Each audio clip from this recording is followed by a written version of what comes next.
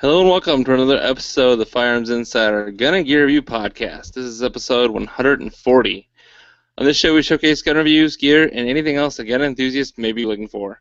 We strive to evaluate products from an unbiased and honest perspective. I'm your host, Ryan Cross, from the Firearms Radio Network, your source for broadcasts for shooters, hunters, and gun enthusiasts. Well, we're back from the Independence Day, and last episode we had some technical issues. The internet just couldn't keep up, so I'm back at home base HQ, and I got a good signal, and I got good friends, and we're going to talk about some cool products this week. So we got Rob, Chad, and Tony in the house. How's it going, guys? Yeah, Friends? Friends. When are they going to show up?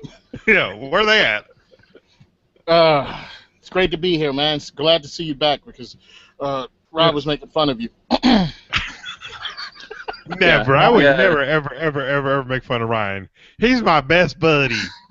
So there's a little bit of a discrepancy with the audio that got released last week because on my end I sounded fine, but apparently on everyone else's end I started to get kind of cutting out until I got disconnected from the Hangout. So they went on to finish the show like the champions they are.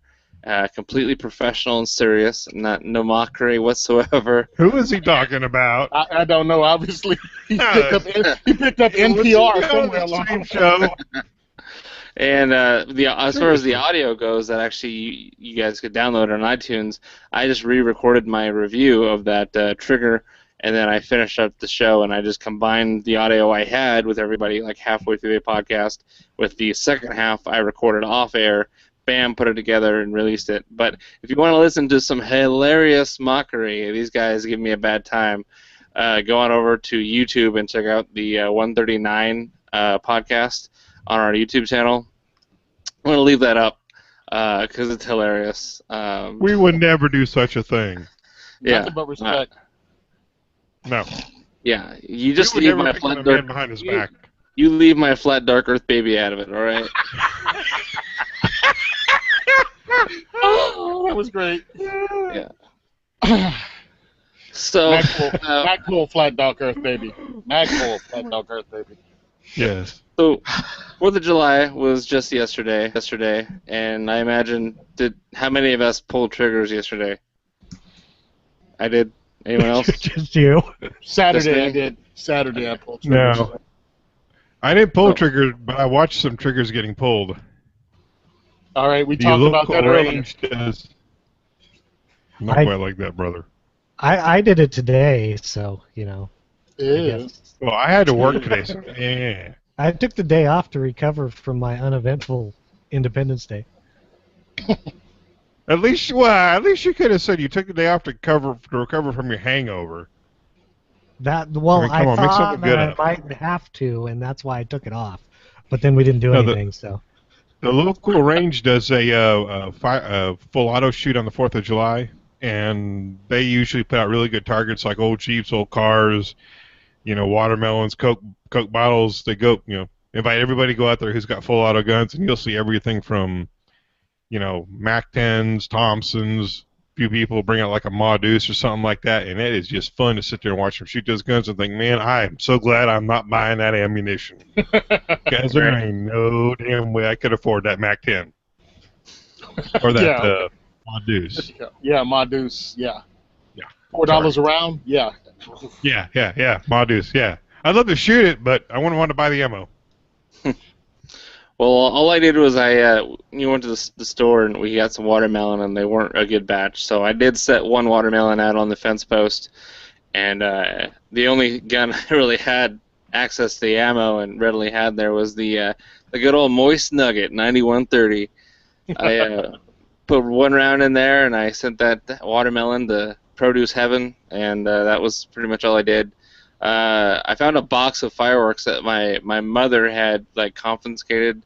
I don't know how many years ago. Most of it was duds, but the little Navy SEAL firecrackers, about the size of or half the size of a cigarette, those still worked fine. So I was throwing firecrackers at my fiance because that was hilarious.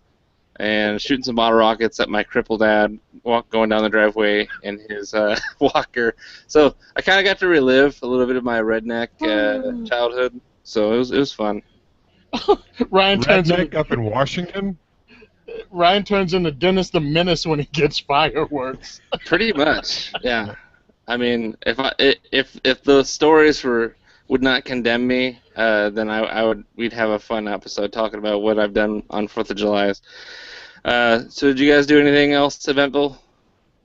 Well, we friend of mine, Dan Ingram from New Jersey Concealment Furniture, decided to take Saturday off, and we went and shot clays, but he invited anybody out that wanted to come, and we ended up having 3 new people that had never shot shotgun before, and trained them on how to shoot clays, so that was a lot of fun.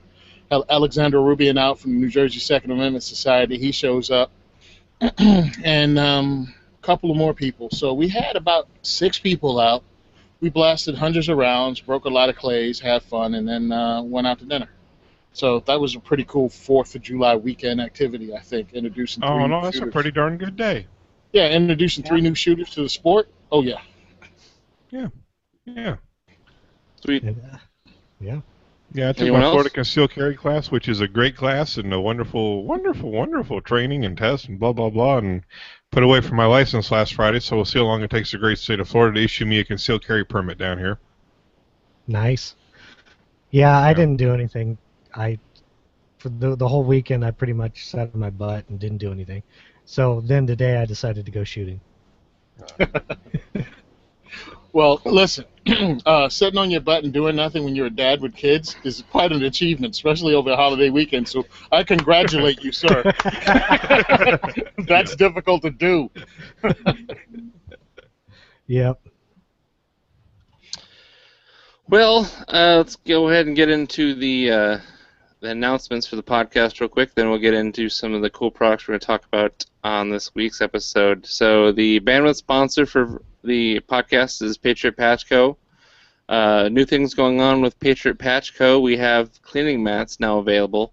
So we've got 2 available right now. We've got the AK-47 cleaning mat and the M4 cleaning mat. These are pre-orders, so they are being mass-produced as we speak.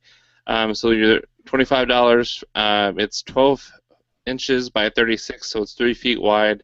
They make really great cleaning mats for your, or reloading mats for your bench, or if you're just a desk jockey and you want a fancy, really long mouse pad. That worked great for those too. So we launched those. We do have patch frames now up on the website. So if you want a frame, a classical artwork frame with a Velcro compatible backing in different colors, we do have that available. Jake is hand making these in his shop. So we got a gold frame with red backing, blue backing with a black frame, black backing, and a gray backing with a black frame, starting at $127. So these are really nice handmade pieces. He gets these ornate frames from a super secret source that he wouldn't divulge to me. And then the backing is actually made by Velcro, but it's meant to be less aggressive than the standard loop and a little bit more classier. Instead of it looking like some kind of fuzzy, the loop side of Velcro. So we got those going on. If you go to Instagram and if you follow Patriot Patch Co. on Instagram, we do have a new poll with beer parody patches as like a poll. So we've got 5 right now. We've got, let's see, can I name the beers? I mean, they're gonna come at us either way if they don't like it that we're ripping off their logo. We're not ripping off. We're parody. It's a strictly parody. So we got 2 Budweiser. We got the newer Budweiser with the red bow tie, and we got the old Budweiser canned parody. So that's Tack Driver and Deer Slayer, and then we've got a Heineken one that's hand cannon.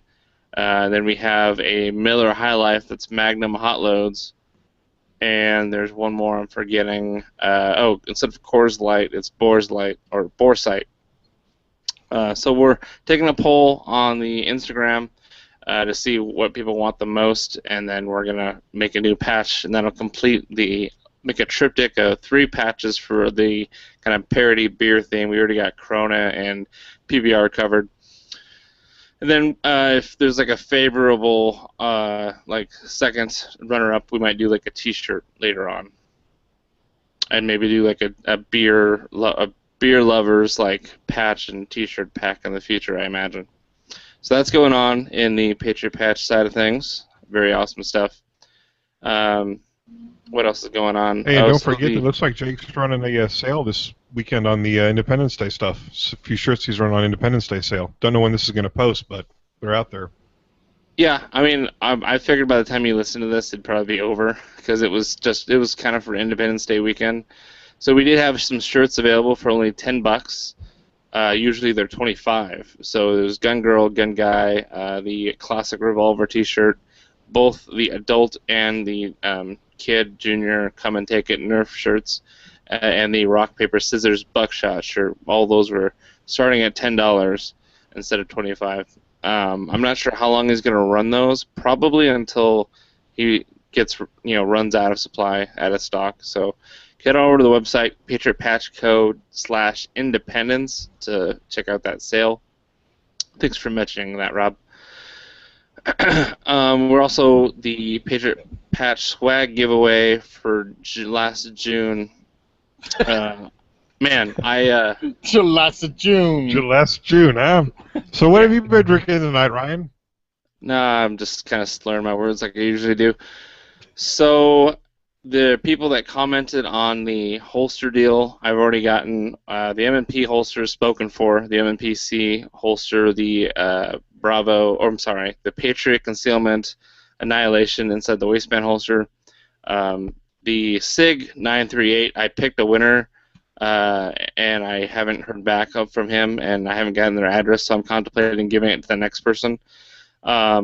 It's kind of taken a while. So here's the new deal. It seems to work a lot better. The first person that emails me, gungearreview@gmail.com, saying I want the SIG P938 holster, and then you're going to have to give me your address so I can mail it to you. That way I don't have to call out your username you used to comment on the website and then try and beg to get your mailing address. I'm sorry, I'm not very good at these giveaways, so I'm trying to figure out what's the best and most efficient way to get this done. So I haven't heard from Donald Nick since I mentioned his name on the last show. Granted, that show was kind of a cluster where it kind of failed there. But so first person that emails me saying I want the SIG P938 holster, if you left a review, leaving the name or a comment on the review, make sure you have your name included so I know who you are. If you're just a Joe Blow and you email me and you have not commented on the review on the Firearms Insider, I'm not going to consider yours because that was part of the deal. Hopefully that's not too confusing.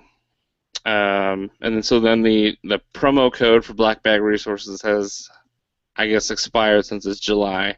If you still use it, that's kind of up to Sean's mercy whether or not he will continue to honor that.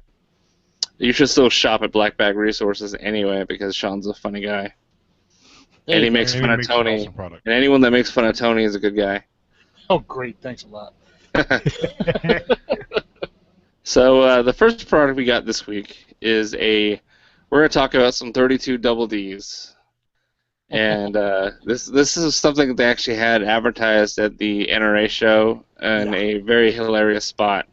Tony probably saw it too. So when you go into the bathroom at the NRA show in Louisville and you go up to the urinal, there's a ad staring right at you that said, "Wouldn't you rather be holding some 32 double Ds?" Obviously, you're holding on to something at the urinal, and so it's advertising their 32 round magazines for the AR-15. So these are called the Double D 32 magazines, or just the DD magazine. Obviously, it stands for Daniel Defense. There's a little bit of fun with the innuendo there, but they're just another Polymer magazine. You don't get it? I don't get it. Whatever. Ask your mom. Dang! Wow, that was fast. Somebody's holding a grudge from last week, but okay, go ahead. It's all right. I think all that pent-up emotion from last week and pent-up anger, he's going to let us have it this week. Yep. I think I'll just sign up right now. Y'all have a good evening. I've healed from my burns and now I'm doling it out. So this 32 round magazine, it's quite a bit different than what you would kind of seen in other magazines. It's kind of same, kind of different. It's only $20 apparently, so it's a little bit higher than the PMag price points, but it's Daniel Defense. What do you expect? They've got really high priced ARs.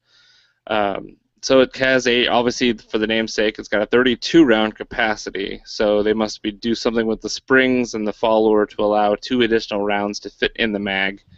Improved feed lip design. I'm not sure what exactly they improved. It's made out of a lightweight carbon fiber reinforced polymer. It's got a textured grip on all sides textured for all situations, is what they say. It kind of looks like a Glock Gen 4 texture to me. And then it's got a anti-tilt follower. It's obviously easy to disassemble for cleaning, snag-free design. The one nice thing about it, it looks like it's got a footman's loop at the base plate, which kind of acts to absorb impact. But it also has the utility of you can run some kind of paracord through it or some kind of nylon webbing if you want to hang your keys from it or some weird thing like that. So, what do you guys think about this magazine? I don't see a Dark Earth one. Neither do I, and that's racist. I don't see a Magpul one. I've been checking these out because I was like, what's the big deal for 2 extra rounds since you have to download the darn thing anyway? Then I find out that you don't have to download these, so you actually get 32 rounds with the bolt forward on your rifle. So you can actually load one, drop it out, and put 32 rounds plus 1 in the chamber. So that's pretty cool because it's not really been able to be done before without having your rifle not work like it's supposed to. We always downloaded when I was in the Corps anyway. I mean, that's the only time I really cared about how many rounds were in there because I don't shoot competition with an AR. So anything else I do is, in classes, when I hold classes. So I don't care. Plus, I'm stuck in Jersey. I can only have 15 rounds anyway. But for you guys in free states, it's actually a magazine that holds over 30 rounds. And it fits in the same footprint as your 30-round mags, but you have 32. So I think it's pretty cool. It's cool, but for $20, can I pick up a couple other magazines that hold 30 rounds for like $12 to $13? Well, I look at it this way: 32 rounds on tap is still rounds coming out, and not a reload. You know what I mean? If you want a 32-round mag, you can get a 32-round mag for $20. Doesn't Magpul make 40-round PMags? Oh wait, they're not the same length. Never mind. Yeah. No. I mean, I could see that why they did this because I mean, obviously, Daniel Defense puts out, at least for the commercial market, for us guys, a very kind of high-end product, and yeah, they have included PMags in their magazine when you buy the gun, it comes with a PMag, and that was kind of like the industry standard.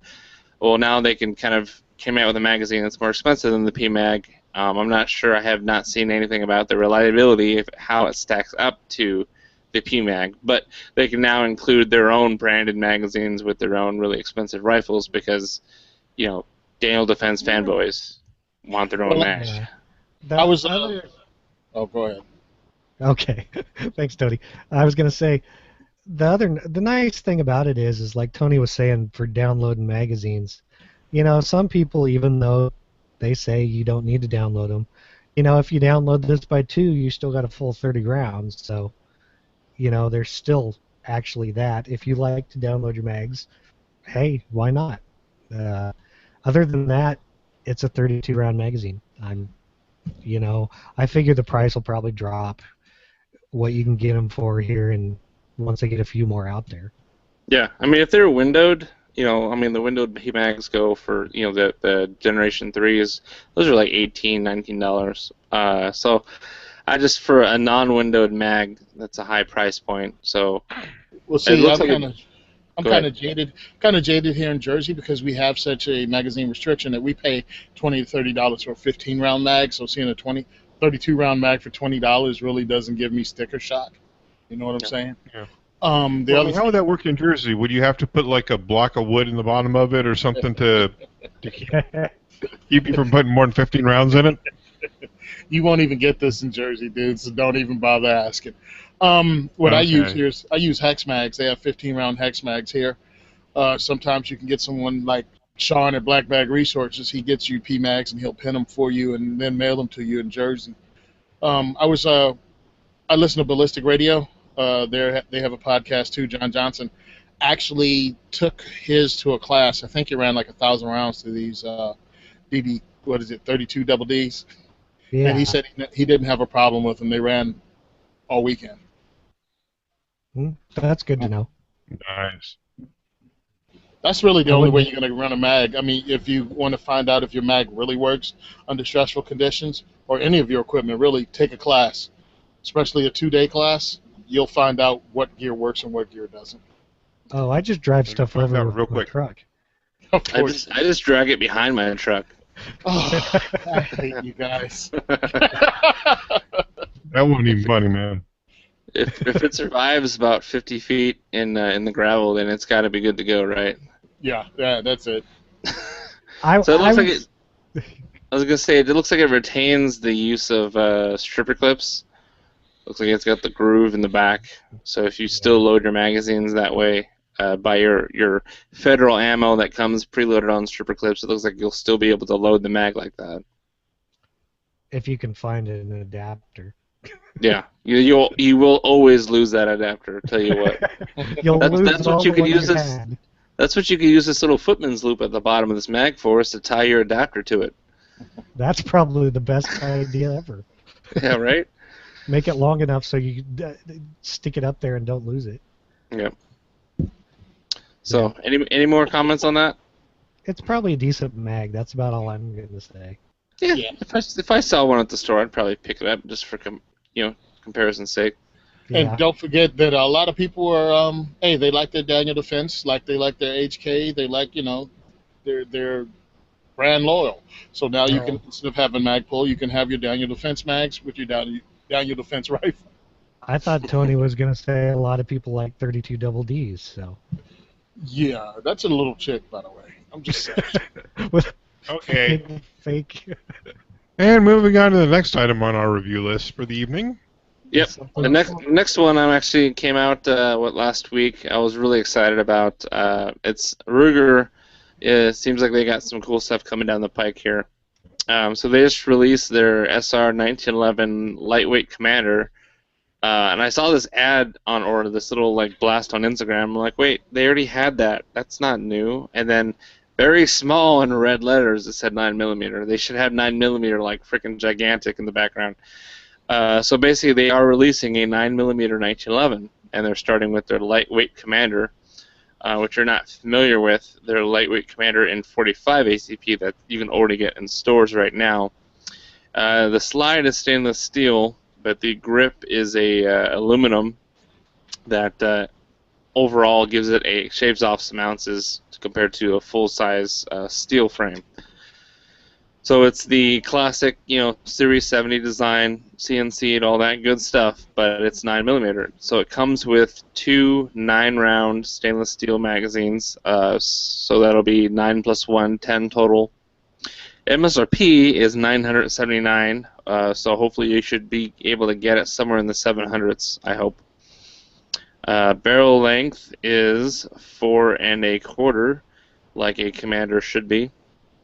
Overall length 7 3/4 inches, and the weight is 29.3 ounces. So if you guys, what do you guys think? Obviously, 1911. I mean, that's something, you either love 1911s or hate them, or I guess you can kind of fall in the middle there. I want to hear what you guys have to say about that.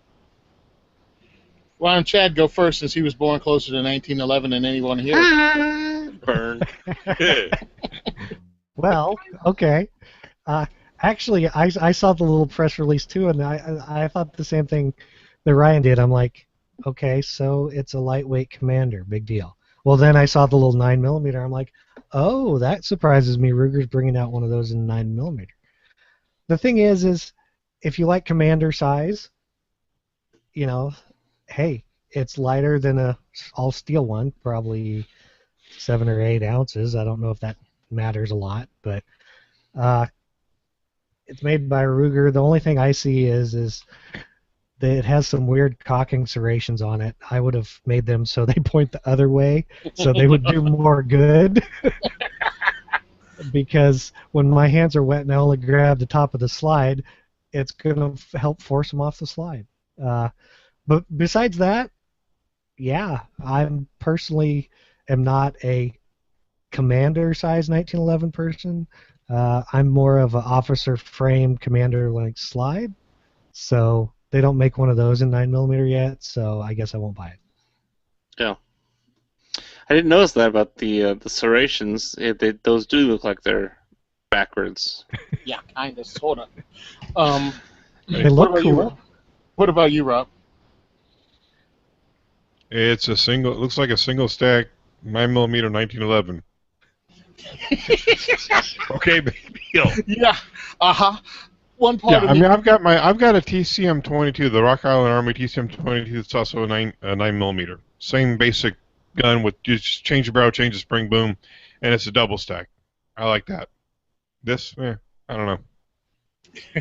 I'm not a fan of the Commander 1911s. I like the full size, and I'm a purist. I think a single stack 1911 should be a 45 ACP. It says the guy with a 22 TCM. Double stack, 1911. Yeah, it sounds really pure. I'm a purist. I'm a purist when I want to be. Hey, that's a new patch. That's some real clear water you're drinking. Yeah, I have It's a 3 Florida water, man. It's called a TCM. What can I say? But, Well, I did wear the right hat. There you go. There you go. Nice. I mean, Oh, that's your hat? I thought that was your it's Social Security card. $1,000 for 9mm 1911, basically. Yeah, I was looking at it the same way. It's a 9mm 1911 out of Ruger. If you're a Ruger fanboy, cool. It's another 9mm. It's nothing you did was cutting edge. Everybody's come out with 9mm 1911s. Now, if you'd have done this 20 years ago when Bill Ruger was still kicking, I would have been impressed, but you didn't. So you're just an also-ran at this point. At $40 a magazine, why did you give us at least 3? As far as tactical goes or concerned, can we stop with these Novak slope sights? I mean, the whole new thing in the tactical world is the sights you can rack off, rack your slide off your belt. So get some Warren tactical sights on there or something. The industry seems always to be behind the tactical curve. So you'd have to drop $1,000 on this and another $80 on sights to get something that's really, that you can actually manipulate one-handed. I like 1911s. I carried one for 2 years. I carried a full-size 5-inch barrel 1911. They're great if you want to have one for home protection. If you just want to have one, pick one up. If you like Ruger, get a Ruger. There's nothing outstanding about it. It's just Ruger was the latest one to come out with something that's been out for like 70 years now. Yeah, I mean, Remington. It's been out for over 100 years. Let's face it. I mean. No, I mean a 9mm. Yeah, 9mm. Okay. Yeah, I mean, people have been making 9mm 38 Supers. Congratulations, Ruger, for getting on the bus. Yeah. I mean, I'm not mad at you. It's just you've done nothing innovative. You just and also ran at this point. You're gonna have them on 38 Super too? You're gonna put them out in 38 Super finally? I mean, if they really came out with anything innovative since the 1022. Yeah, the Charger. They cut the stock off of 1022 and cut the barrel down. They have the precision rifle. Like you said, the precision rifle. Stock cut off of it. Yeah, they have the precision rifle, which is a Ruger American with a different body kit. I'm gonna send you a Ruger catalog, Rob, and your homework is to read that cover to cover. Yes. Why? Because you haven't been paying attention. Yeah, Ruger's come out with 3 new firearms since the 1022. They just keep changing the bodies on them. Oh, look, it's a takedown 1022. Oh, it's a short barrel 1022. Look, it's a 1022 with a tactical. The Charger takedown. Look, it's a 1022 with a Charger tactical. takedown. It's a 1022 with a tactical solutions kit. Rein it in. Section out. No. Tactical Solutions is a totally different thing. That's a third-party manufacturer. Yeah, you're right. Give him Make some really good stuff. Give him the catalog. He hasn't been I can't help you, Ryan. No, I love Ruger. I have a bunch of Ruger stuff. Ruger helps me out with my shoots. I'm just saying, great. It's a 9mm 1911. Yeah. Congratulations. That's what I'm saying. Where's the originality in Ruger? Hey, That's my question. I want one. Like, I've got a Ruger SR 1911 Commander in 45, not the lightweight version, and I love it. It's an awesome 1911. I like the fit and finish. I also have a Remington R1, and I like the Ruger better. So, Oh, really? yeah. So Okay, cool. my only thing is, like, I want to suppress this, because I really want to suppress a 1911. And I haven't got a 45 can yet. However, I do have a 9mm can. So as soon as this came out, I hit the Google hard, and I was looking for a threaded Commander 9mm barrel that wasn't something custom out of like Barstow or anything like that. I could not find one very easily. Well, So I might not get this until Ruger, like, oh hey, here's a threaded barrel version from Talo or from Davidson's or whatever. Then I jump on board. Wow, the how only much thing is I've it? heard about 1911s is if you buy a 1911 without a threaded barrel, and say even if it's a 45, and you try to get a threaded barrel to put on there, it might not work right. You've almost got to buy the 1911 with the threaded barrel in order to get them to work correctly with a suppressor. Right, because That'd when be you the thing buy about them this gun from a is barrel you'd have to manufacturer, wait till Ruger came out with a threaded barrel for this. yeah, because when you buy a Oh. threaded barrel from an aftermarket barrel manufacturer, they ask you if you want it to be drop-in air quotes, or if they want it you to be able to hand fit it, take it to a gunsmith and have them fit it to your slide. So I understand that, and that's kind of what held me back, going, oh, I'm just gonna wait till. I mean, Ruger is they just released a SR22 threaded barrel. So if you had an SR22 and you're like, man, I wish I could suppress this, you could now just buy the barrel. It costs almost half the cost of the gun itself, and then you could shoot it suppressed. So I'm gonna just wait for them to do it. Save me some time, save me some money. Ruger makes a good gun. I got more 1022s than you can shake a stick at, and they're fun to shoot and they're a blast to play with. But it's just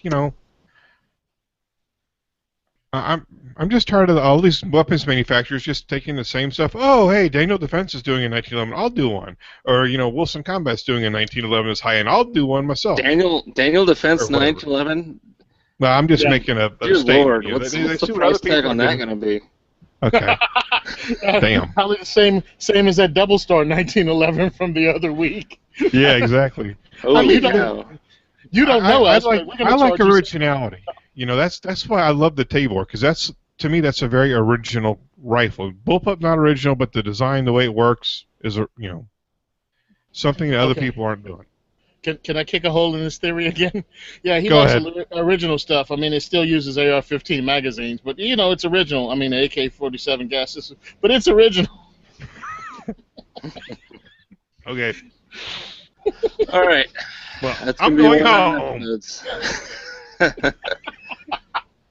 So they should be available at retailers right now. So if you want a Ruger 9mm 1911, go on to your dealer and see if they can order one in for you. I like it, but I've already. I was looking for them online. I didn't find anyone selling them, but it looks like the price tag is probably going to be about mid-eights. Mid-eights. Yeah, well, if everything else the Ruger has, the SR 1911 series and 45s go for about mid-eights. So I'm assuming this would too. Yeah. One thing to note, it does not have an accessory rail on there for your light or laser. And I know some people, if you're a purist like Rob, you don't think that there should be any rails in your 1911. No, the 1911 can have 1911 rails because they came with it in 1911, according to Rob. No, that was 2 years later in 1913 when they added the Picatinny rail on that. Oh, yeah, it's true. 1913 rails. Yeah, the purist. My bad. I apologize. All right, so we're gonna keep moving on. We covered that. Thank God. So next up. Oh, jeez. Why did I add this on here? Rob Hour. Let's go. If I knew you guys were going to be this difficult, I wouldn't have added these things to the podcast. I'd be like, here's a wooden gun. Talk about that. So the next thing I'm going to talk about is the Superlative Arms Piston Retrofit Kit. And this caught my eye on Instagram. Somebody was posting about it. So this is how you would convert your direct impingement AR-15 into a adjustable gas system. So they're really expensive, but most of them are, from what I've seen at other companies. So they're about $289 to $290.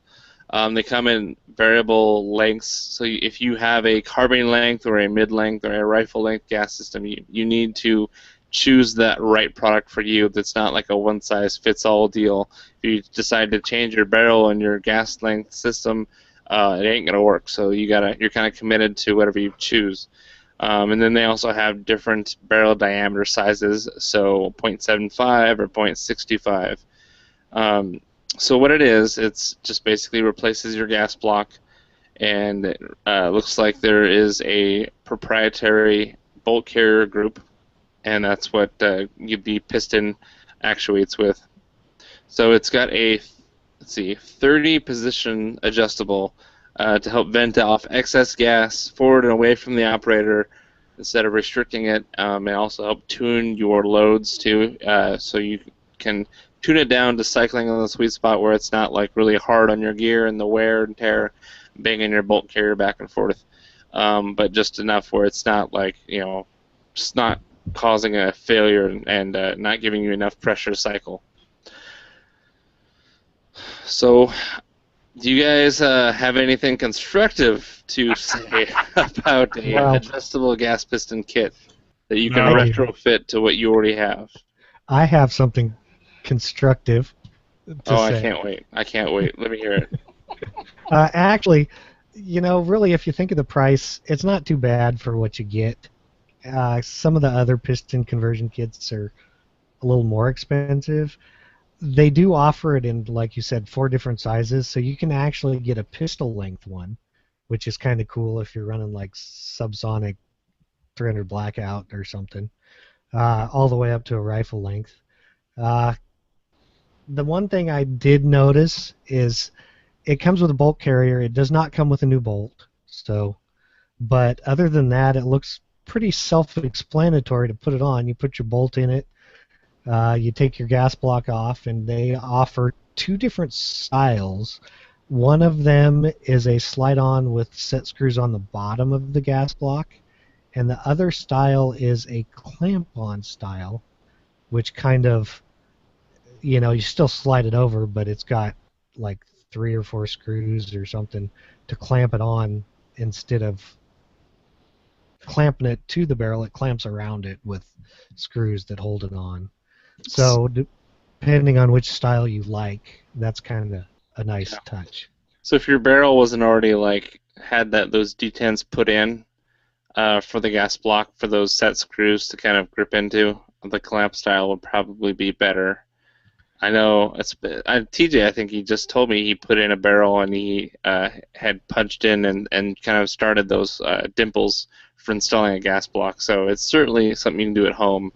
Clamp on is a little nicer, but depending on the inside diameter of your handguard, though, the clamp on might add a little bit extra of the dimension.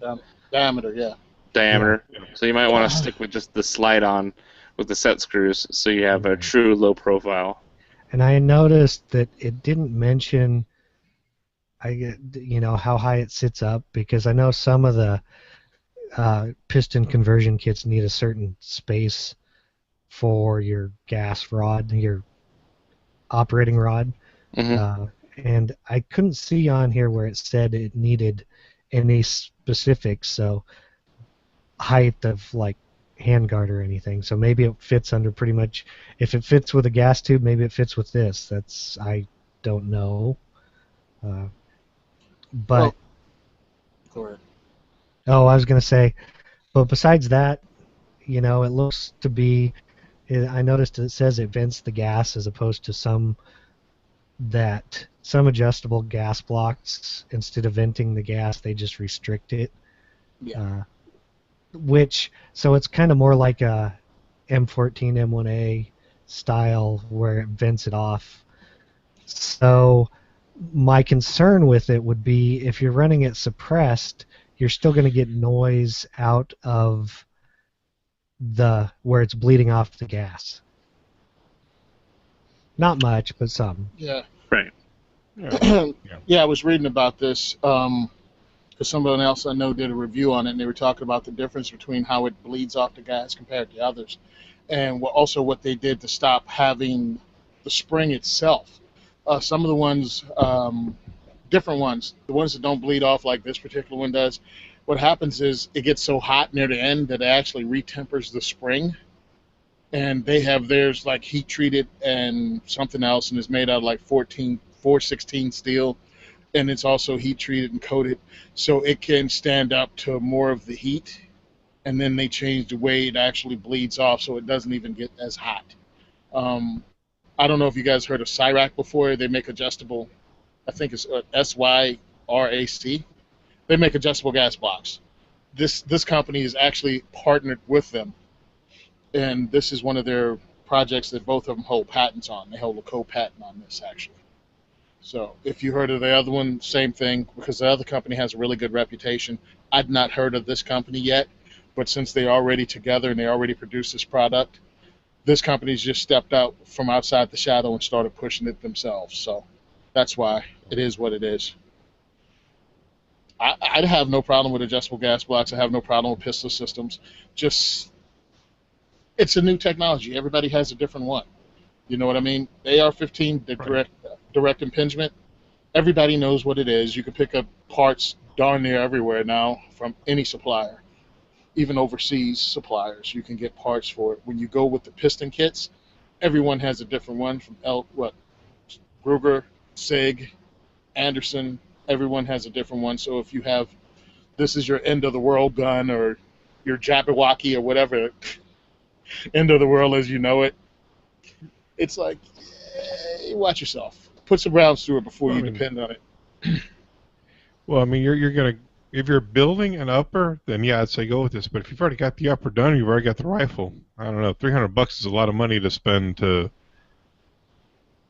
convert it to piston as opposed to direct impingement. Yeah. It's they also sell.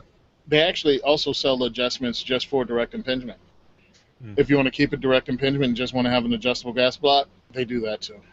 Yeah, because Yeah. I mean, it is like $30 cheaper than the Adams Arms kits, but those Right. also come with a new forend. Right. Or And bigger this forend. must fit under most of them, it looks like. You know. Yeah, I was going to say the adjustability, if you're running like an SBR or something, I could see where something like that, maybe not the piston, but just their adjustable gas block to bleed gas off, because a lot of those are pretty harsh, so the piston kit might tame it some. You never know. Yeah, it's one of those things I always, when you read different reviews from different people, they say adjustable gas block is one of those things you can do, and it helps, the rifle kicks less because they're all overgassed anyway. Right. I wouldn't, but like Tony said, your end of times gun, I don't think I would want an adjustable gas block on it. I just want You the want thing something to that's work. proven and will be reliable and will always go bang every time you pull the trigger. But for a competition gun, this might be one of the ways to go. Yeah, or even just a fun range gun. I mean, Yeah. I think a lot of us, and I've said it before, I think we all we get caught up in, it's the end of the world gun. No, every gun I have is not an end of the world gun. Every gun I have is not a survival firearm. It's not something I depend my life on. Shoot, I'm putting together a shotgun right now just for the heck of it. So, you know what I mean? To make a home defense-like shotgun, but that's not the one I'm You depending can on. build a shotgun in New Jersey? What? It's a pump shotgun. I can't do anything with semi-auto. It's my end of world gun. Nice. Nice. Oh, at least it's the pro. Isn't it cute? What do you have to say about this, Ryan? I think for guys that are looking to build a 300 blackout pistol, because when you add the suppressor onto the end of it, you got a nice shorter profile. I've got suckered into doing that twice. I just convinced myself that's what I need, and then I shoot it a couple times, and then decide, no, I don't need this. I need money right now, and I spent it. But if you were going to start a fresh build, this might be the way to go, because you can tune it to just, if you want it as quiet as possible, and even if you have to just rack the charging handle for every shot to reload, turn it off. If you want to adjust for your subs and your supers, you have the ability to do so. The handguard is a big deal too. I mean, you're going to want a handguard that's got lots of lightning cuts in there, so you can get the tool in there to make your adjustments without having to remove your handguard and do that, unless you got like a Fortis switch rail where you can just take it off real quick. But if you get like the Fortis Rev 2, they've got big windows. You can get a tool in there easily. That's something else to consider if you're trying to accomplish that. Or just get a better gun that doesn't rely on come out of the box with direct impingement. You know, if you want adjustable gas, get something that has adjustable gas on it. Yeah, like the Ruger. See. That's our purpose. Yeah. Or just get an AK. Yeah. or M1A. Yep. Or like a SCAR, I guess, if you're FAL. SCAR. Yeah, SCARs are good. Yeah. The only thing about SCARs is $50 for a magazine, but if you're gonna drop $3,000 on a gun, you got no business complaining about a $50 magazine. Yeah. Did I tell you guys that I bought a SCAR recently? No, you did. No, you didn't. Yeah, it's on your line. I haven't got the bill from the hospital yet, but the SCAR is definitely going to be on the way. I know that for sure. It's quite a bit higher than MSRP, but you got to do what you got to do. I don't know. That hospital bill and the SCAR probably run neck and neck, same price. I hope so. Probably. So yeah, that's that. So now we're going to get into the review, and Chad has got another one. He's just hitting it out of the park with all these reviews. Well, this one's... I actually did the written review quite a while ago. I just finally have had time to do it. So, today, we're talking about the belt that'll fit Tony. Wow. What we have is, this name's going to get you. It is the Super Bio Indestructible. It is made by Deltec Force, if that helps. They make belts. They make leather belts also, so, if you want to look them up, you can look at the review or something. But the Indestructible Super Bio Belt is made from a thermopolymer polyurethane with an internal polyester webbing. Basically, it's a polymer belt that looks like leather. So, you got that going for you. Stated to be super strong, 6,000 psi tensile strength. Well, I don't have any way to test it, so I'm going to believe them. The thing with it is it's pretty stiff. I don't know. The video, you can see it's pretty thin, but it's quite stiff for what it is, which I actually didn't. I thought it was too stiff, but we'll get to that later. So you don't have to worry about it sagging like thin belts. You could probably carry anything, maybe even a Desert Eagle if you want. But one big advantage is it resists oil, water, sweat, or pretty much anything else that you wouldn't want to get on a leather belt. So to clean it, all you got to do is wipe it down with some soap and water. Cleans up really easy. If you work around a lot of chemicals or something, oils, it'd probably be a good belt just to wear every day if you don't want to trash a decent one. Comes with Chicago screws on the buckle, which is pretty much standard for the industry. Came with a pretty nice, looks chrome-plated, probably stainless roller buckle if you like roller buckles. They also have an option for a brass one if you like brass better. It came with 9 holes, spaced 3/4 inch apart, so that's always good because if you want to add stuff, subtract stuff, you don't have to go quite as far to get the right comfort level. This is an 1.5 inch wide one they sent me. They do offer it in 1 1/4 inch, so if you want something more dressy. After I wore it for a while, I did find it to be pretty stiff. The thing I kind of noticed was, being this weird polymer stuff, it doesn't quite move with your clothes like a leather or cloth belt does. So it kind of seems kind of sticky. It supported all the guns I carried it with, even an all-steel 1911.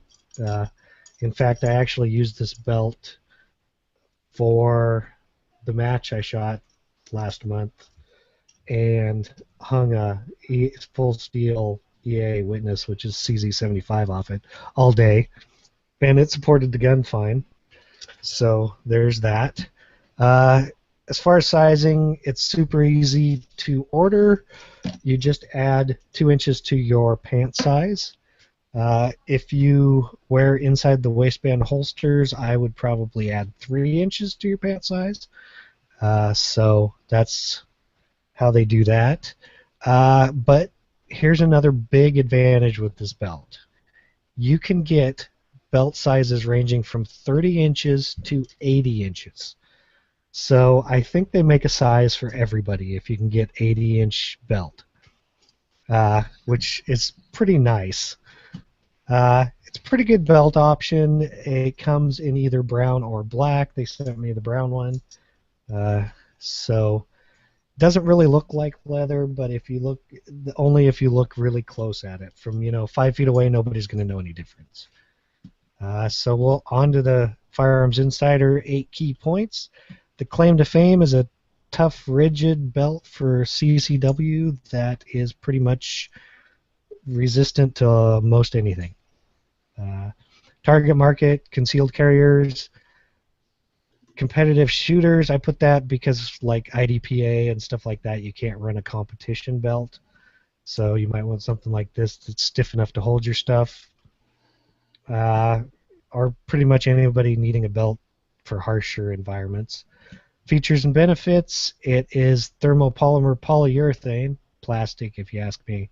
It comes in 1 1/4, 1.5 inch widths. It's strong, it resists oil, water, sweat, or other harsh environmentals. It pretty much will not stretch. They say it will not sag, which I believe. It comes with a stainless buckle, it has the Chicago screws, and larger sizes are available.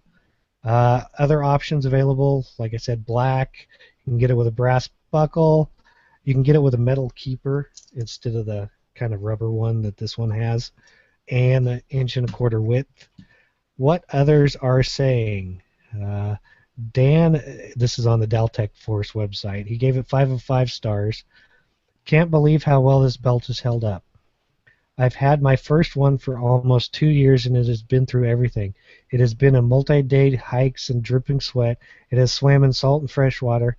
It's my daily belt for both my office job and my weekend belt for recreation. If I showed you this belt, you would swear I just pulled it out of the packaging. Fortunately, unfortunately, I've lost a significant amount of weight over the last year, and I'm back to purchase this belt again. One thing that I would recommend is to put some thread lock blue on the screws as soon as you get it. I've read of others losing a screw, and they include a spare. Mine didn't come with a spare, but I suppose if you lost one, they'd send you one. But better safe than sorry. Otherwise, a really good maintenance-free, good-looking, long-lasting belt that's rigid and does the job of holding my CCW without it flopping about. Then there's one from Amazon. This guy also gave it 5 of 5 stars. It's a great belt. I love it. I like to carry a lot of stuff in my pockets and on my belt. With this belt, I no longer have to keep hiking my pants up. I wish I had ordered one sooner. It really does make a big difference. The price point, it's $69.99 on the Daltech Force website. In the review, it's listed as $59.99 on Amazon. When I clicked on it today, they're $49.99 on Amazon. So it's Amazon, so the price fluctuates. So if you need it now, go to Amazon, preferably with an affiliate link, or Daltech Force. So our rating for the pros, it's strong, won't stretch. The 9 holes at 3/4 inch spacing is a plus. It has the stainless roller buckle. It comes with the Chicago screws. It won't sag. It resists about anything you'll come in contact with, and it is very easily cleaned. The cons is it is too stiff. Some people like them that way. They just don't fit me quite right. So that's kind of whatever. It doesn't move like the fabric or leather belts do, which kind of is something that some people might notice, some people might not. And if you look close, it doesn't really look like leather. So I gave it a 7.5, which is good for the rating. And they did send me this for a review, so it is a firing line review. And that is about it. Hey, Chad, you said you used it with your CZ. I mean, not CZ, but your Same EAA thing. Witness. Yeah. Yeah. Outside or inside the waistband holster? I was using it outside that time. And it pretty much held up because it's all steel, you said, right? Yes. Yes. And it was just in a Kydex holster. The loops aren't that far apart. They're only probably, So it was a lot of weight in one spot, yeah. right. And fully loaded magazines. It doesn't sit up flush, the holster, because it's a more of a competition style holster, so it sits out an inch from my body, even with my fat rolls. Yeah. Yeah, I've been meaning to tell you about that. The one thing I noticed is I was pricing the belts on the website, and it's the same price for a 30-inch belt versus the 80-inch belt. Exactly. Which I thought was kind of interesting. Normally, the bigger the belt, the more they charge because the more materials. This one, it's the same price. So people like me who are very healthy can pay the same price for those skinny little snots that run around the range. Well, Right. they haven't made a belt for Tony yet, so take advantage of it before he changes their policy for them. Well, here's the thing about leather belts.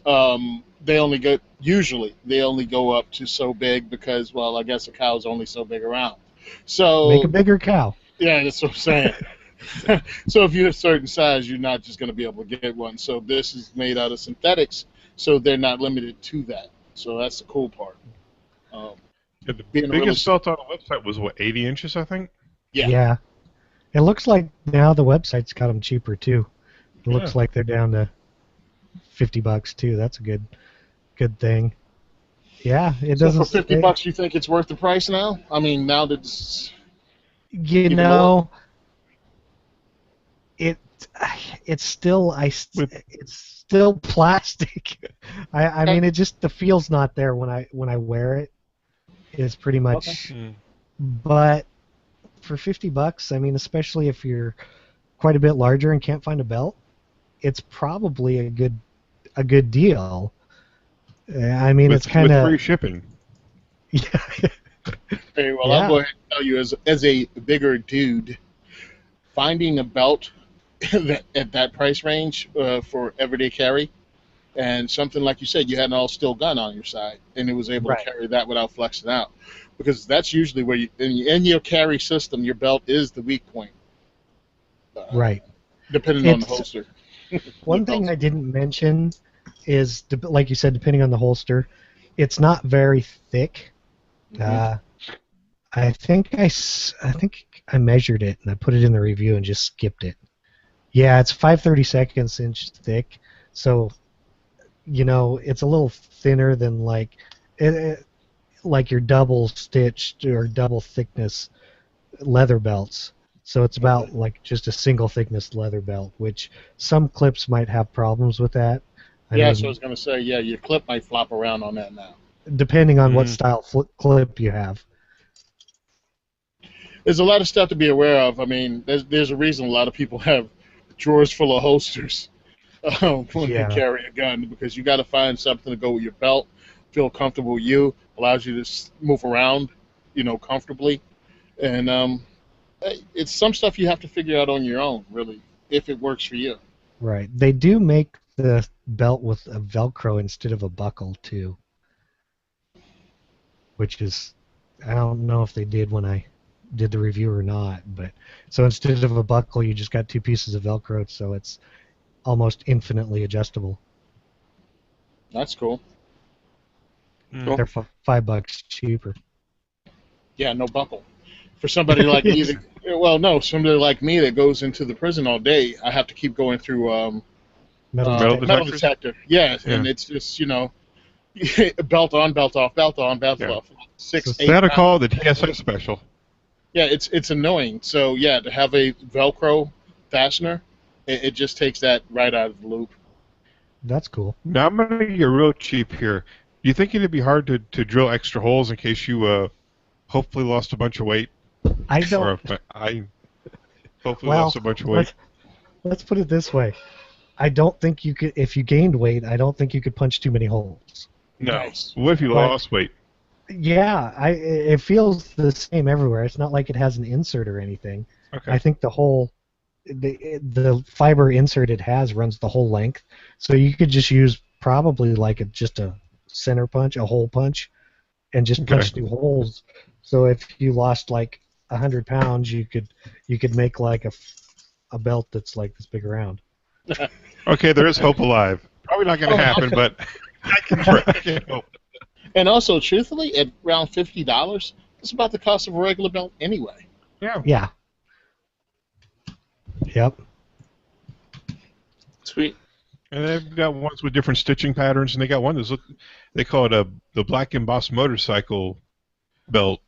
It's got like looks like an eagle embossed on it or something like that. Something like that. I don't know what it is, man. Yeah, I don't know. I'm just seeing what's on a website. That's right. Cool. Well, moving on. Tony, you want to talk about the Second is for Everyone? Second is for Everyone diversity shoots coming up August 11th, 6 p.m. at Gun for Hire range. It's going to be a lot of fun. I have more swag to give away to everybody that shows up. I got some pretty cool raffle items, lots of hats from lots of different manufacturers at different price ranges. Got hats, T-shirts from High Point. Got hats from Chris of Chris Vector fame. So it's both ends of the the how much money in your pocket paradigm in the gun world. But it's going to be a lot of fun. Come out, follow me on Instagram at Simon Says Train, and you'll see some of the cool stuff that'll be up. I post pictures every day, and I try to show you what's going to be there. Because if you live in Jersey, I want you to come out and bring a new person to the range with you, because that's the only way to make this sport grow. So if you're a gun owner, make it your thing this year to at least get 2 people to the range that have never shot before. If we can make the sport grow, we can fight some of these people that are stepping on our civil rights. That's my whole thing, to try to recruit more people to it and get them to be politically active. Because we have 100 million gun owners in this country, supposedly, or around 100 million. If every one of us brings a couple of people, we could take over the world, Pinky. I'm just saying. That's my whole thing, man. Follow me on Instagram, Simon Says Train. Follow me on, go to my Facebook page, Simon Says Train, or The Second is for Everyone. And I post stuff up. I post different photos. Just want people to participate. Follow them home. Follow them on the bus. Don't follow me home. Don't follow me home unless you're bringing food or ammo. or enough Kevlar. True. So, wrapping up the podcast, send questions or comments to gungearreview@gmail.com. Remember to subscribe and leave us an iTunes review, because that means that you love us. Check out all these shows on all the other shows, the less important shows, on the Firearms Radio Network at firearmsradio.tv. Also, be sure to visit the Firearms Insider website, firearmsinsider.tv, for reviews and industry coverage. So there's the show. It was a success. We didn't have any technical failures. We didn't have any timestamp sections I got to edit out. Nobody dropped any F-bombs, did you?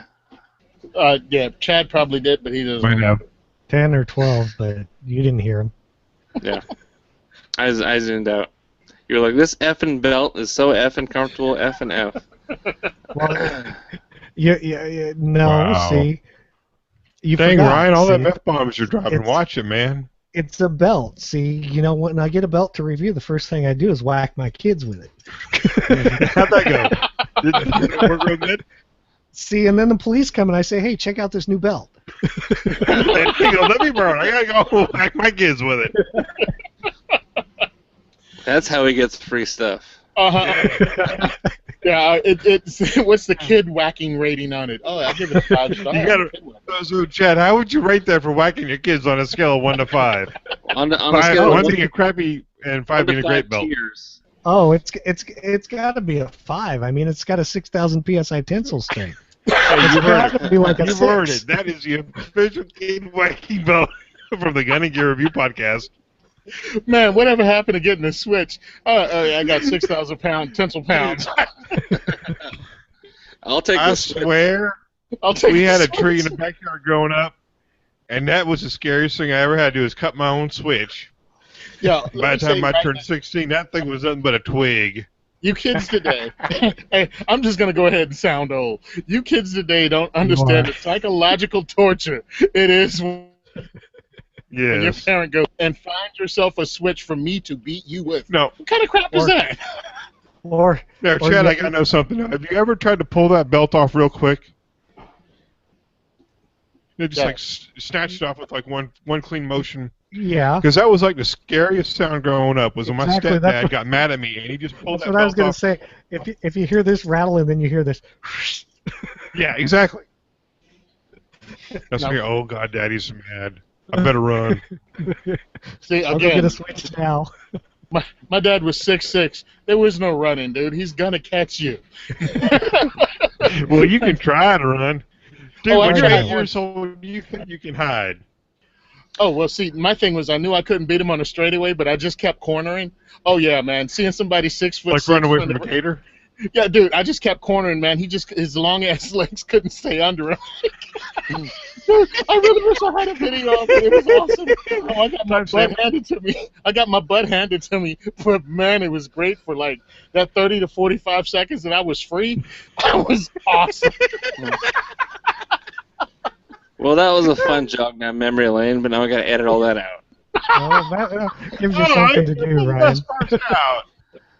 Hey, listen, my dad can't get in trouble. He just died in December, so good luck with that. Dig him up, put him in jail. However, Lance, run, boy, run. Run, Forrest, run. All right, catch you on the next episode, guys. Yep, see Bye, you later. guys. Bye.